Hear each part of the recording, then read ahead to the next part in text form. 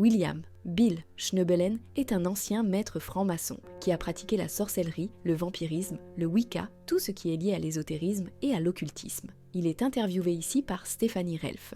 William Schneebelen est l'auteur de plusieurs livres à succès disponibles sur Amazon. La vidéo date des années 2000 que nous avons remasterisée. Entrons dans les détails. Quel est l'ordre chronologique de tous les groupes et pratiques auxquels tu as participé? Eh bien, pour commencer, j'ai été élevé dans la religion catholique, école primaire catholique, lycée catholique, tout le parcours. Je suis allé dans une université catholique. Pendant que j'y étais, j'ai été initié à l'occultisme et à la sorcellerie par certains de mes professeurs et camarades de classe. Je me suis lancé dans la sorcellerie blanche pendant mes études universitaires et je suis devenu prêtre sorcier avant d'obtenir mon diplôme. Une fois dans la vie active, j'ai rencontré ma femme. Nous sommes devenus grands prêtres et grandes prêtresses ensemble et avons fondé des covens tout le long du lac Michigan ainsi qu'en Iowa. Ensuite, nous avons en gros continué et nous nous sommes impliqués dans la magie cérémonielle. Je me suis impliqué au départ dans la franc-maçonnerie. J'ai passé les degrés et je suis devenu maître maçon. Et à ce moment-là, plus ou moins en même temps, je me suis aussi impliqué dans l'Église de Satan pour des raisons que nous explorerons probablement plus tard. Ensuite, je me suis impliqué dans les niveaux supérieurs de la franc-maçonnerie, ce qu'on appelle la franc-maçonnerie ésotérique. Et à ce moment-là, j'ai dû vendre mon âme au diable. Puis finalement, alors que nous étions en quelque sorte en train de sombrer, de toucher le fond spirituellement, parce que le satanisme pur et dur, la magie noire et tout ça, j'ai aussi, à un certain moment, dû traverser une expérience initiatique et m'impliquer dans le vampirisme. Et c'est à ce moment-là où j'étais vraiment au point le plus profond et le plus sombre de ma vie qu'une femme avait envoyé un chèque.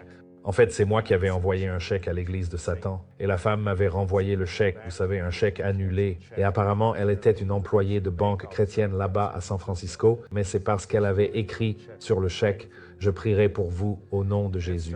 Et cela a déclenché une série d'événements qui m'ont d'abord conduit dans l'église mormone pendant 5 ans, que je pensais à l'époque être une église chrétienne. Mais ensuite, le Tout-Puissant s'est servi du mormonisme pour m'aider à parvenir à la connaissance salvatrice du véritable évangile, du vrai Jésus-Christ, Yeshua. Et à ce moment-là, je suis né de nouveau. Et c'était en 1984. Voilà la version courte. Wow. D'accord, merci. Est-ce qu'il s'est passé quelque chose dans votre enfance qui vous a influencé à prendre une certaine direction? Eh bien, j'avais vraiment de bons parents, vous savez.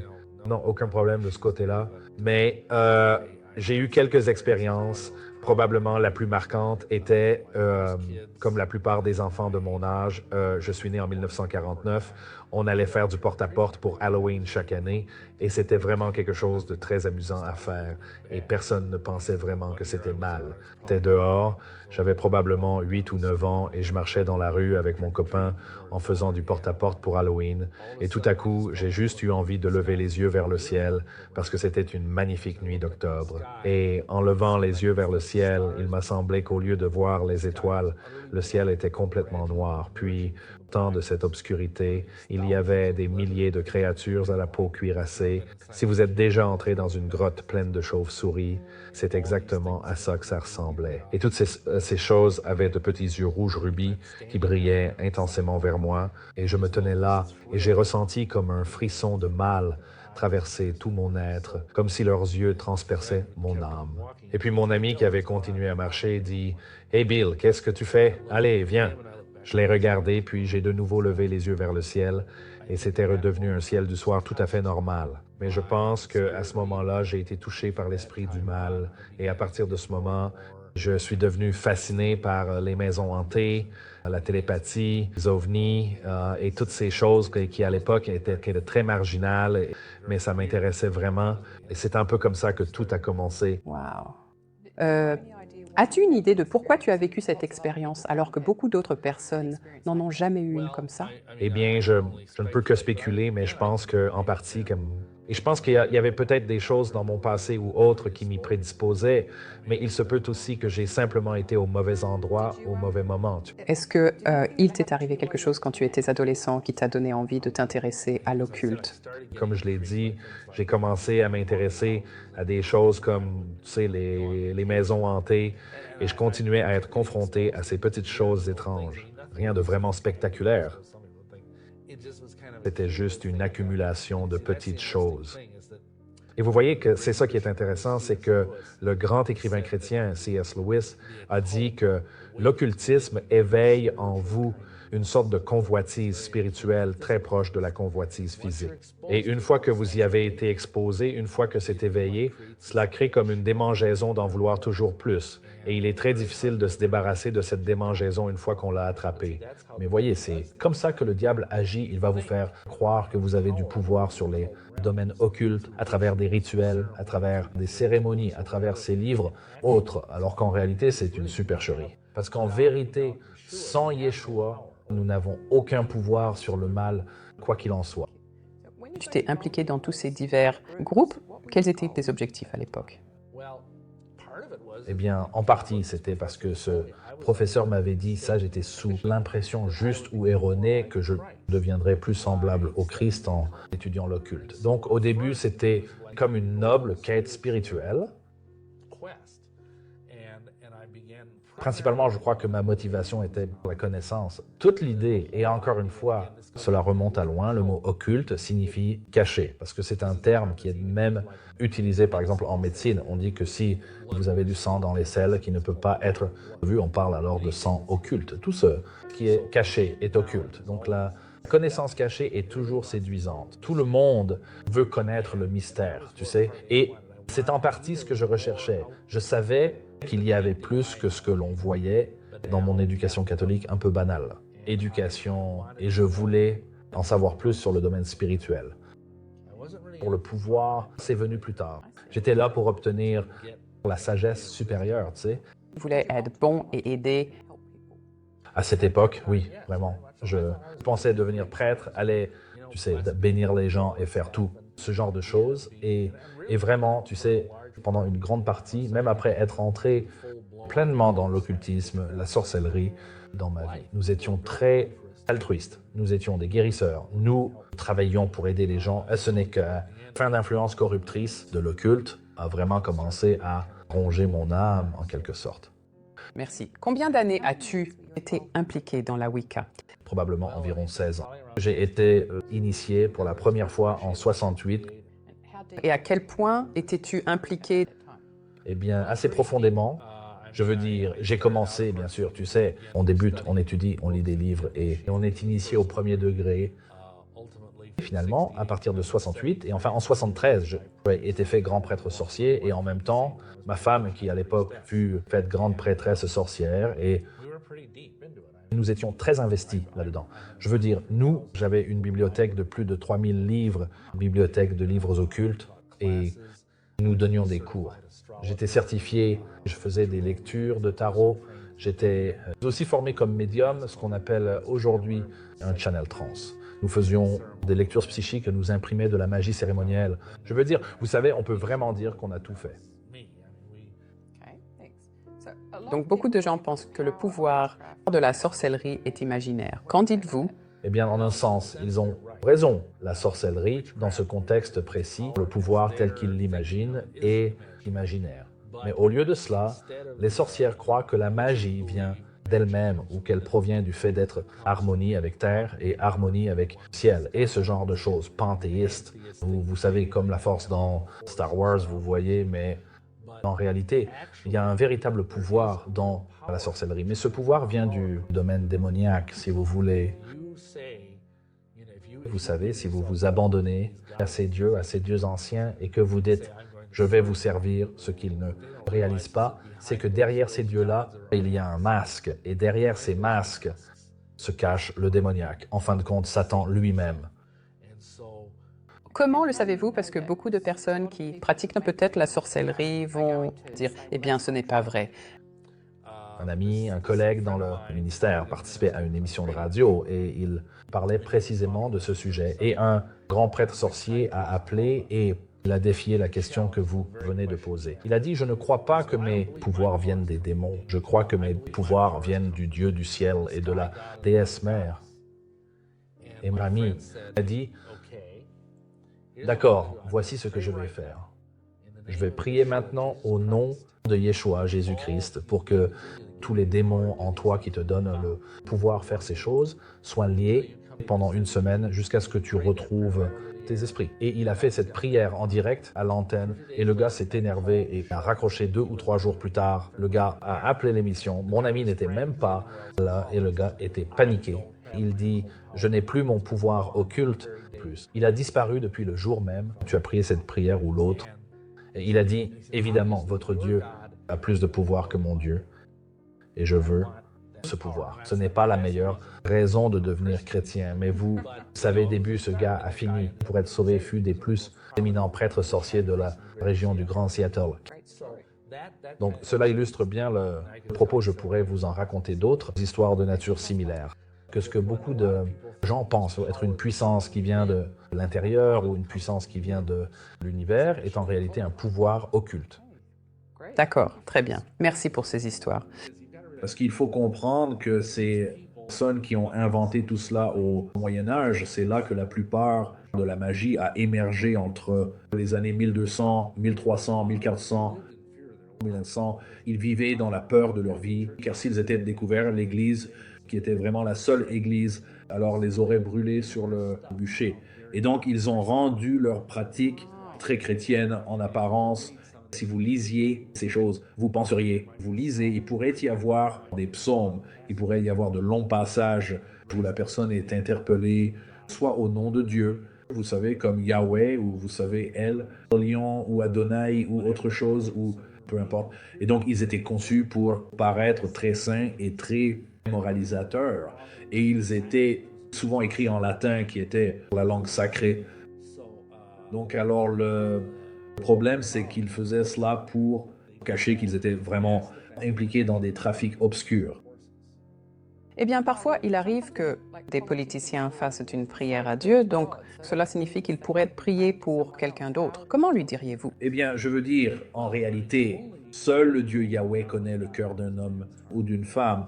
Donc, s'il fait une prière, nous ne savons pas s'il prie vraiment le vrai Dieu ou non.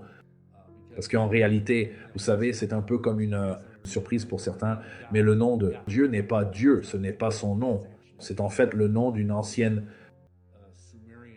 petit G sumérien, Dieu de la fortune ou de la chance. Le nom de la véritable et vivante divinité est Yahweh. Et vous savez, son fils, bien sûr, c'est Jésus Yeshua. Donc, si vous priez en ces noms, cela ne veut pas forcément dire que vous êtes un véritable croyant. Seul le Tout-Puissant le sait. On nous dit de ne pas juger le cœur des gens, mais seulement de juger leurs fruits. Et si quelqu'un, je suis un politicien chrétien, vous voyez tout ça, et qu'ensuite il va dehors et fait toutes ces choses répréhensibles, alors vous savez.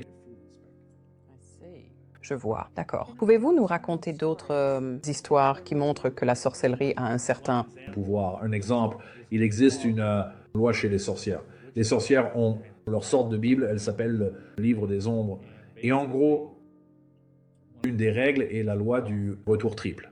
Si vous faites quelque chose de bien à quelqu'un, vous êtes censé le recevoir en retour 3 fois mieux. Si vous faites chose méchante à une autre personne, vous le recevez en retour 3 fois pire. Eh bien, il y a très longtemps, tout au début, et j'avais cette autre, pas ma femme, je n'avais même pas, avant ma femme, j'avais une autre fille qui travaillait comme un type de, et je lui ai acheté un petit quelque chose, un ensemble de ce qu'on appelle des bigas, qui est le mot pour désigner les bijoux de sorcière. Et c'est comme un collier spécial et une couronne, ils sont très sacrés. Version économique, version bassin des joyaux dans le Tour de Londres, si vous voulez. Et parce que chaque chef de coven est une reine, c'est une reine sorcière.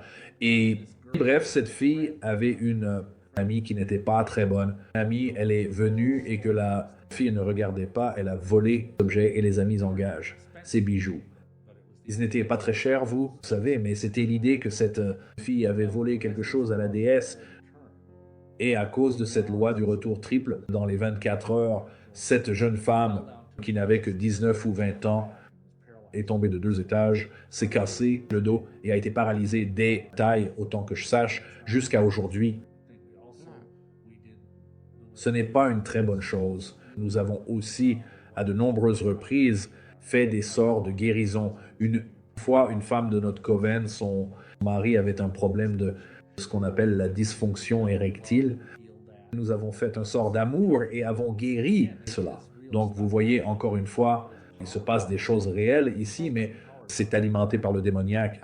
Quel est le revers de la médaille? Quelque chose, puis être le revers à long terme. Encore une fois, le diable ne vous donne tout sans prendre quelque chose de plus grand en retour. C'est le danger. Et donc, le revers, c'est que toutes ces personnes ont eu plus de foi dans les dieux et moins de foi dans le seul vrai Dieu de la Bible. C'est le principal inconvénient. Oh, merci. Peux-tu nous raconter histoire montrant la puissance de Jésus est plus grande que toutes ces... Eh bien, quand j'avais continué, on prend d'avance sur notre récit. Plusieurs années après cette période, je m'étais impliqué dans le satanisme. J'ai rencontré un gars parmi les plus grands classements des satanistes dans le Midwest et il m'enseignait. Et une chose intéressante s'est produite. Un gars, je devrais dire, est venu payer type, je crois que c'était $500 pour tuer son ex-femme par une relation, une malédiction magique. Il a lancé une attaque psychique contre son ex-femme parce qu'il voulait la garde des enfants. Pas vraiment un type sympa. Et il nous a payé cet argent et il lui a demandé de me solliciter avec une malédiction. Et donc nous sommes sortis et nous avons lancé des malédictions. Rien ne marchait. Rien ne marchait. En fait, nous avions envoyé ces pouvoirs. Nous avons fait appeler Vaudou, un grand Vaudrama, qui est l'une des plus grandes et puissantes malédictions que l'on puisse lancer contre quelqu'un. Rien. Ce qui est arrivé, c'est qu'à de nombreuses reprises, ces forces démoniaques que nous envoyions contre cette personne revenaient et nous mettaient une raclée. C'était comme s'ils revenaient en boomerang et on se prenait des choses horribles, des crises d'asthme, des convulsions et tout ce genre de choses. Et plus tard, j'ai découvert que ce type, c'était le fils d'un pasteur et sa femme était chrétienne. Évidemment, ce gars-là n'était pas vraiment chrétien, mais sa femme marchait toujours avec le Seigneur et elle était protégée par le sang. Ce qu'on lançait revenait en figure. Peu importe ce qui se passait, quoi qu'on tente, ça ne marchait juste pas. Vous savez, c'est assez drôle, le mot hébreu pour sang est d'homme. Et je dis aux gens, réchauffez le d'homme. Y a-t-il de l'amour dans la sorcellerie? Cela? Oh bien oui, je veux dire, les sorcières sont, je veux dire, il y a un vieux conte de bonne femme qui dit que les sorcières ne peuvent pas aimer et qu'elles ne peuvent pas pleurer, mais les sorcières sont normaux.